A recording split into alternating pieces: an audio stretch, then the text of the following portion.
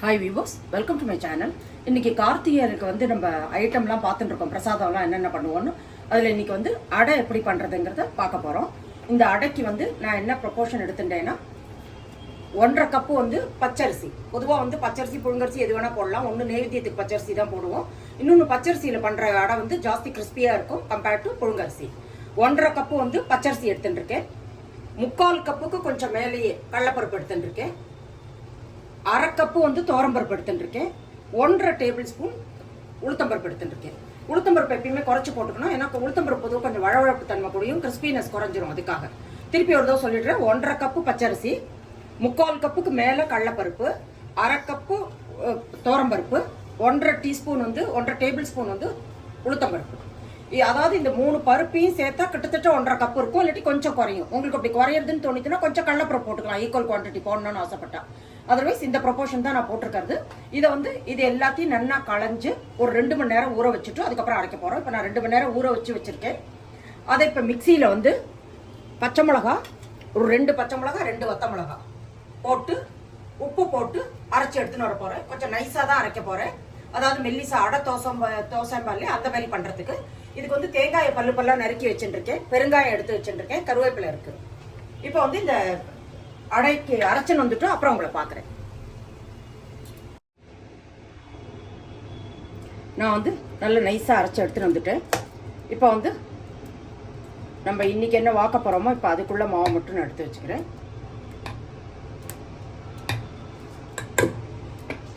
இது வந்து நல்லா அதாவது வந்து இது கொஞ்ச நேரம் ஊறின்னு இருக்கட்டும். இது ஊறணும்னு அவசியம் இல்லை, உடனே வாக்கலாம்.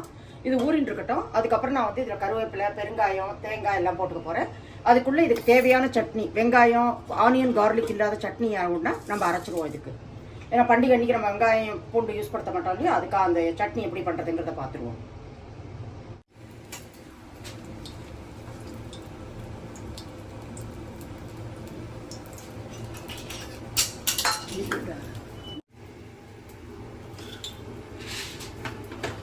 அடுப்பில் வந்து கடாய் வச்சுருக்கேன். இதில் வந்து 1 டீஸ்பூன் வந்து எண்ணெய் விட்டுருக்கேன். எண்ணெயில் வந்து 1 ஸ்பூன் வந்து கடலைப்பருப்பு போட்டிருக்கேன். அதே 1 ஸ்பூன் வந்து உளுத்தம்பருப்பு போட்டிருக்கேன். 10 வெந்தயம் போட்டிருக்கேன். வெந்தயம் பொரியணும், மற்ற எல்லாம் வதக்கணும். அதாவது கொஞ்சம் கலர் மாதிரி கொஞ்சம் ரெட் ஆகணும். இதுக்கு நான் என்னென்னா தக்காளி சட்னி அரைக்க போகிறேன். கொஞ்சமாக கொத்தமல்லி இதை ஆட் பண்ணி தக்காளி 3 மீடியம் சைஸ் தக்காளி வந்து நறுக்கி வச்சுட்டுருக்கேன். ரஃபாக கட் பண்ணால் போகிறோம். இன்னும் நம்ம இதெல்லாம் அரைக்க தான் போகிறோம். அதனால் இப்போ வந்து இதில் வந்து இதை தக்காளியை போட்டுக்கிறோம்.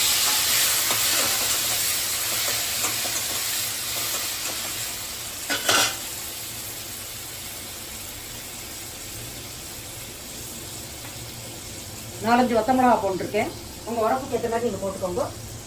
அதுக்கப்புறம் இந்த துவையலுக்கு தேவையான உப்பு எப்பயுமே கொஞ்சம் குறைச்சி போட்டு அப்புறம் துவையல் பண்ணணும்னா டேஸ்ட் பண்ணி பார்த்துக்கலாம்.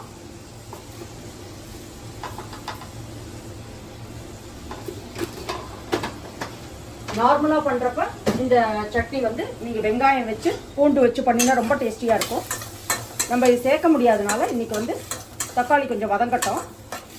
ஏன்னா பச்சை வாசனை போனால் தான் வந்து உங்கள் சட்னி சரியாக இருக்கும்.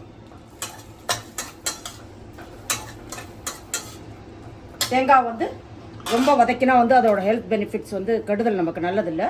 அதனால் இப்போ லாஸ்ட்டாக தான் நான் ஆட் பண்ண போகிறேன். இது கொஞ்சம் வதங்கட்டும். இப்போ தக்காளி வதங்கட்டும்.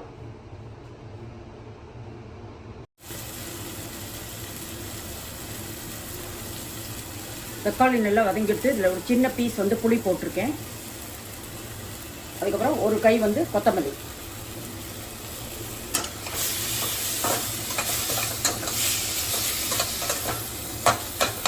இப்போ வந்து நான் கேஸை வந்து மூடிட்டேன். இதில் வந்து தேங்காய் ஒரு 2 டேபிள் ஸ்பூன். தேங்காய் கொஞ்சம் கூட குறைச்சி நீங்கள் போட்டுக்கலாம். இதை வெறும் மிக்ஸ் பண்ணுறேன், அவ்வளோதான். அதில் இப்போ வந்து இதை நல்லா கொஞ்சம் ஆறின உடனே இதை வந்து மிக்சியில் போட்டு அரைச்சி நடப்போம்.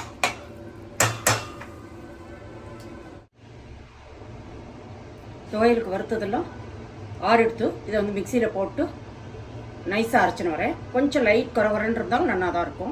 இதை அரைச்சின்னு வந்துட்டு காமிக்கிறேன். இப்போ சட்னி அரைச்சின்னு வந்தாச்சு. இப்போ அதில் ஒரு தாளிப்பு கொடுத்துடலாம். அடுப்பில் எண்ணெய் வச்சுட்டுருக்கேன். 1/2 டீஸ்பூன் வந்து கடுகு போட்டுருக்கேன்.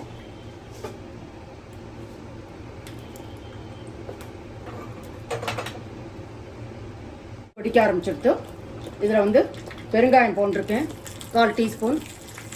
அப்புறம் கருவேப்பிலை,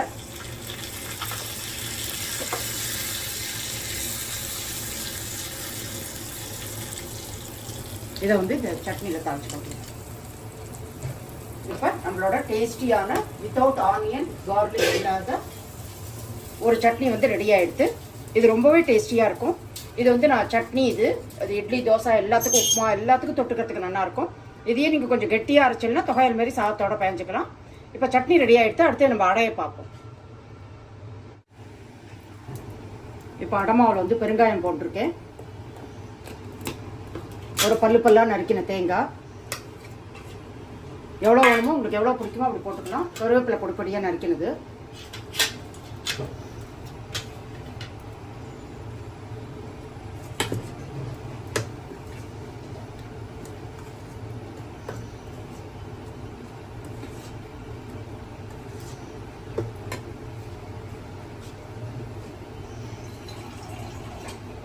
சும்மா கொஞ்சமாக வாட்டர் ஆட் பண்ணிக்கிறேன். கொஞ்சம் கெட்டியாக இருக்குது.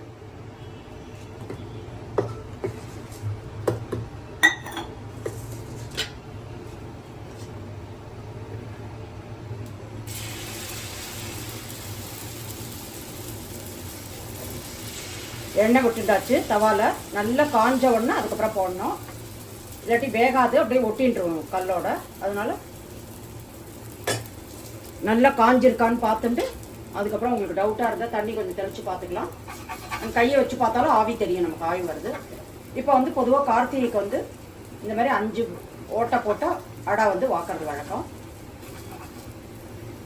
இது தவிரவும் சில பேர் வந்து உப்பு அடை, கார அடையும், திதிப்பு அடையும் பண்ணுவாள். அவள் ஃபேமிலியில் எப்படி பழக்கமோ அந்த மாதிரி பண்ணலாம். இப்போ வந்து இந்த 5 இதுலேயும் ஹோல்லையும் வந்து நம்ம எண்ணெய் விட்டுக்கணும். இதெல்லாம் அப்படி விட்டுக்கிறதுனால வேகிறதும் சேர்க்கறதும் வேகும், ஆனால் வந்து நல்லா கிறிஸ்பியாக இருக்கும். இப்போ ஒரு 2 நிமிஷம் ஆட்டம்.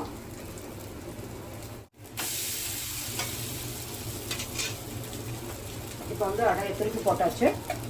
இன்னும் ரெட் ஆகணும், இன்னும் கிறிஸ்பியாக ஆகணும்னா நீங்கள் வச்சிருக்கலாம். பொதுவாக நம்ம பச்சை மிளகாய் நிறைய போட்டால் அடை வந்து ரொம்ப சேஃபாக வராது, கொஞ்சம் வெளுப்பாக இருக்கும். அதை பார்த்துக்கணும். இன்னும் ஒரு 2 நிமிஷம் இந்த பக்கமாக ஆகட்டும்.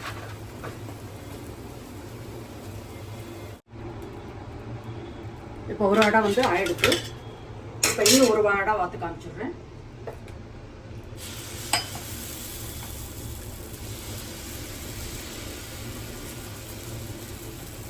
நீங்கள் கெட்டியாக கொஞ்சம் குறகுறான்னு அரைச்சி அடை மாரி தட்டுறதா இருந்தாலும் தட்டலாம். அதில் என்னென்னா இப்போல்லாம் வந்து நமக்கு அது சூட் ஆக மாட்டேங்கிறது. ஏன்னா அதில் வந்து நிறைய எண்ணெய் விட வேண்டியிருக்கு. இந்த டைஜஷன் ப்ராப்ளம்லாம் வருது. அதுக்காக தான் இந்தமாரி மெல்லிஸாக வாக்குறோம். அப்படி யாருக்கா பிடிக்கும்னா கொஞ்சம் குறகுறான்னு அரைச்சிட்டு நீங்கள் வந்து அதை கையால் தட்டுற மாரி தட்டலாம். அப்பயும் நல்லா ரொம்ப டேஸ்டியாக இருக்கும். அது கொஞ்சம் ஹெவியாக இருக்கும், அவ்வளோதான்.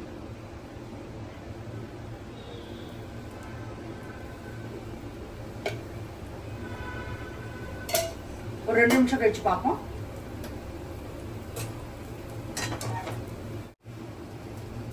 இந்த அடையை திருப்பி போட்டுருலாம். ஒரு 2 நிமிஷம் அந்த பக்கம் வேகட்டும். இந்த பக்கம் வந்து உங்களுக்கு வேணும்னா ஆப்ஷனல், உங்களுக்கு வேணும்னா நீங்கள் எண்ணெய் விட்டுக்கலாம், இல்லாட்டி அசைச்சோ அது வெந்துடும்.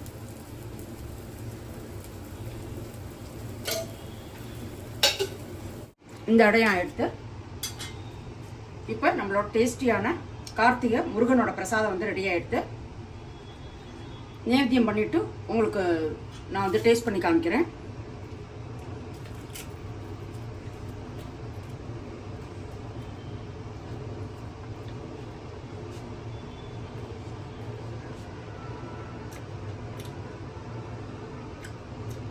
ரொம்பவே எக்ஸலண்ட்டாக இருக்குது. அடையும் நல்லா கிறிஸ்பியாக நல்லா இருக்குது. இந்த ப்ரொபோர்ஷனில் கட்டாயம் பண்ணி பாருங்க. இதில் வேணுங்கிற வந்து நிலக்கடலை கூட கொஞ்சம் ஒரு கை ஊற வச்சுட்டு அதோடய சேர்த்து ஊற வச்சுட்டு அரைச்சி பண்ணலாம், அதுவும் நல்லாயிருக்கும். இந்த ரெசிபி வந்து கட்டாயம் பண்ணி பாருங்க. அப்படி இந்த ரெசிபி உங்களுக்கு யூஸ்ஃபுல்லாக இருந்ததுன்னா என் சேனல் லைக் பண்ணி, ஷேர் பண்ணி, சப்ஸ்கிரைப் பண்ணுங்க. மீண்டும் ஒரு நல்ல ரெசிபியோடு நான் உங்களை மீட் பண்ணுறேன். எல்லாருக்கும் happy Karthigai. Thank you very much. See you again with a new recipe.